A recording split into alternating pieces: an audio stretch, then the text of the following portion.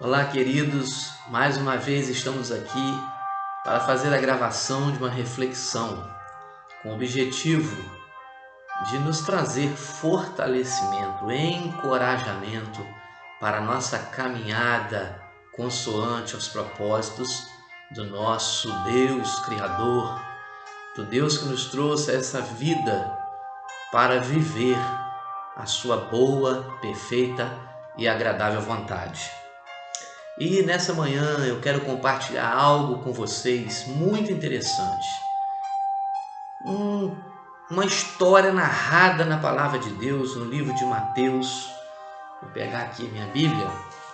No livro de Mateus, capítulo 27, a partir do versículo 43. Esses versículos que eu vou estar lendo aqui narra os momentos finais do sofrimento de Jesus na cruz do Calvário e trazem para nós revelações importantíssimas para que possamos ter ciência de que não estamos só, de que Deus está conosco em toda e qualquer situação, no controle de tudo. E sabemos que, como diz o apóstolo Paulo em Romanos 8:28, sabemos que todas as coisas cooperam para o bem daqueles que amam a Deus, daqueles que são chamados segundo o seu propósito. Palavra de Deus a partir do versículo 43 do capítulo 27 do livro de Mateus, diz assim: confiou em Deus, pois venha livrá-lo agora, se de fato lhe quer bem, porque disse: sou filho de Deus.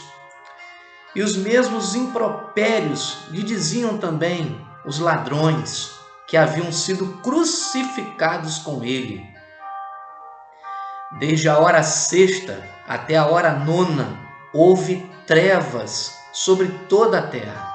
Por volta da hora nona, clamou Jesus em alta voz, dizendo: Eli, Eli, lama sabactani, o que quer dizer: Deus meu, por que me desamparastes? E alguns dos que ali estavam, ouvindo isto, diziam: ele chama por Elias. E logo um deles correu a buscar uma esponja, e tendo-a embebido de vinagre e colocado na ponta de um caniço, deu-lhe a beber.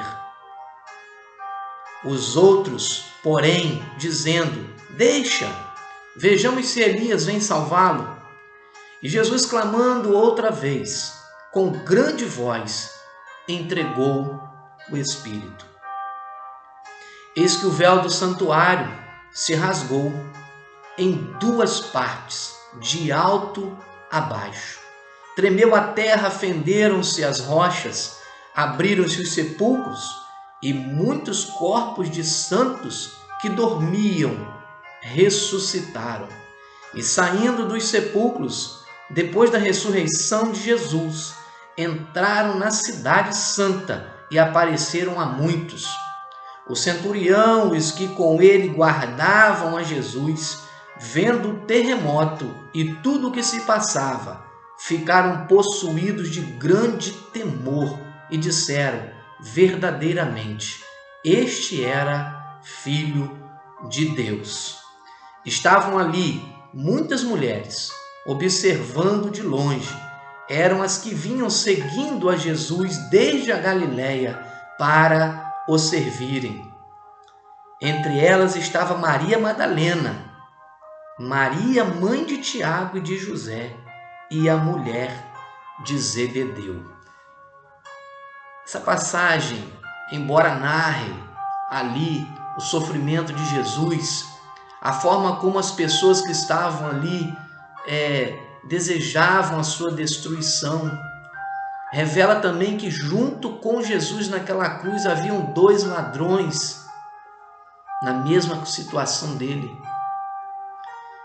mas revela também que após Jesus render o seu espírito, algo terrível para aqueles que, queriam de alguma forma se manter no poder, aconteceu. O véu do templo se rasgou de alto a baixo.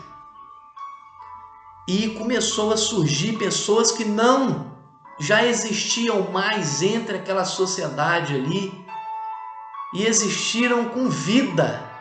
Os mortos vieram à vida. A vida começou a brotar de todos os lados e algo surpreendente começou a acontecer. E todos puderam ver que Deus estava ali com ele, cumprindo o propósito para o qual Jesus veio a esse mundo. Nesse versículo aqui, 55 e 56, diz que haviam 3 mulheres com ele, Eram as que vinham, aliás, não 3 não, tinha até mais. As mulheres, observando de longe, eram as que vinham seguindo a Jesus desde a Galiléia para o servirem. Haviam mulheres que serviam a Jesus e o acompanhavam desde a Galiléia. Olha que relato que às vezes passa despercebido. 56. Entre elas estava Maria Madalena, que era uma prostituta. Aliás, ela deixou de ser, Estava Maria, mãe de Tiago e de José, e a mulher de Zebedeu. A Bíblia destaca essas 3 mulheres. Mas aí eu faço uma pergunta a você. Onde estavam aqueles que andavam com Jesus? Onde estavam aqueles que caminhavam com Jesus durante o seu ministério, quando ele pregava, quando ele curava enfermos, livrava as pessoas de suas opressões através da pregação da palavra? Onde estavam seus discípulos? Onde eles estavam nesse momento em que Jesus foi preso e foi ser crucificado? Onde estavam eles? Só as mulheres estavam ali, observando de longe, acompanhando toda aquela situação. Queridos, quando Jesus foi preso, os discípulos fugiram. Eles fugiram, assim como muitos fazem quando a prova da fé é colocada em questão em relação à defesa daquilo que nós cremos. É isso que muitos fazem, fogem, desaparecem. Como Pedro disse, eu não conheço esse homem, no caminho do Gólgota, até que Jesus olhou para ele e ele caiu na real da sua responsabilidade pessoal, individual e intransferível. Deus nos uniu no DNA do seu corpo celestial. Pertencemos ao corpo dele, somos dele e para ele vivemos, para a sua glória, não para destruir, mas para proporcionar e prover vida a todos aqueles que precisam e vivem, precisam de vida e estão vivendo, existindo num estado sem vida. Mas a pergunta, para onde foram esses discípulos? Eles sumiram, mas a palavra de Deus tem resposta. Lá em Mateus capítulo 26, versículo 56, está escrito assim: mas tudo isso aconteceu dos discípulos fugir para que se cumprissem as escrituras dos profetas, que diz: então todos os discípulos, deixando-o, fugiram. Queridos, nós sabemos que o sacrifício de Jesus foi único, perfeito e insubstituível. Nenhum outro sacrifício humano anularia o sacrifício de Jesus. Ele se entregou por amor a nós, porque ele tinha convicção do que ele estava vivendo, da missão que ele veio cumprir aqui nessa terra, missão de pregar o amor, nos ensinar aquilo que de outra maneira não conseguimos aprender, mas que através do sofrimento dele, o véu do templo foi rasgado, a verdade foi revelada e vidas foram restauradas, pessoas foram libertas, mas muitos também foram condenados, infelizmente, por não crer na mensagem que Jesus pregou. E eu quero dizer para você o seguinte: os discípulos fugiram e eles ficaram, obviamente, se sentindo só. Eles receberam orientação do próprio Jesus: vai para Jerusalém, me espera lá e tal. Eles se sentiram só. Mas já pensou? Quantos de nós hoje ainda nos sentimos só? Tem alguém se sentindo só? Porque aquele que falou de amor para nós não está mais entre nós? Como está o seu coração? Como você tem se sentido nesse tempo? Eu quero dizer para você que você não está só, assim como eu não estou só, assim como nenhum daqueles que se submetem ao senhorio desse Deus maravilhoso, que nos amou de uma maneira incondicional, nunca estará só. O profeta Elias, está registrado na palavra, ele fugiu, ele foi para uma caverna, depois de ele provar que o Deus a quem ele servia, e que esse Deus era o Deus que queria trazer vida, propor paz, propor união, propor felicidade, comunhão a uma nação. Ele defendeu e Deus provou a todos que estavam ali, diante de Elias, que ele sim é o Deus a quem devemos temer sobre todas as coisas. Mas Elias, sendo homem como nós, Elias temeu uma mulher, a Jezabel. A Jezabel destruiu a vida do rei Acabe, um grande rei, um homem sábio, um homem com a capacidade incrível de governar. Aquela mulher entrou na vida daquele rei e destruiu a vida daquele rei, destruiu o seu reino e tocou o maior terror na vida de Elias, intencionando matá-lo. Ah, queridos, a palavra de Deus, ela é clara. Somos entregues à morte todos os dias. Todos os dias. O coronavírus está aí colocando em ameaça a vida de todos nós. Subiu a nossa serrinha, está aqui entre nós. Antes vivíamos todos bem. Antes vivíamos todos em comunhão, mesmo com todas as diferenças, mesmo com todos os problemas. Nunca na história da nossa existência, principalmente aqui na região serrana, nós sofremos uma ameaça tão real de vida, de morte, como a ameaça que esse vírus maldito trouxe aqui para a nossa região.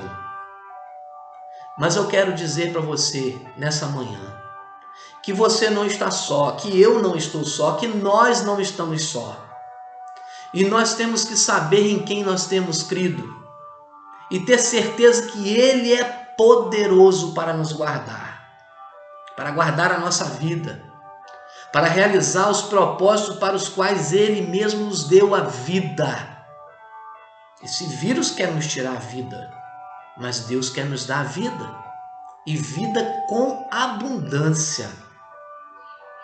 No momento de medo do profeta Elias, no momento de medo, a situação que o profeta Elias viveu, levou o apóstolo Paulo, lá no livro de Romanos, capítulo 11, fazer um registro incrível do momento em que Deus vai ao encontro de Elias naquela caverna e fala ao seu coração de maneira surpreendente a revelar a ele algo extraordinário que ele quer revelar a você nessa manhã e que ele já revelou a mim. Leiamos Romanos capítulo 11. Pergunto, pois, terá Deus, porventura, rejeitado o seu povo? De modo nenhum, porque eu também sou israelita, da descendência de Abraão, da tribo de Benjamim. Deus não rejeitou o seu povo, a quem de antemão conheceu. Ou não sabeis o que a Escritura refere a respeito de Elias? Como insta perante Deus contra Israel, dizendo: Senhor, matar os teus profetas, arrasar os teus altares, e só eu fiquei, e procuram tirar minha vida.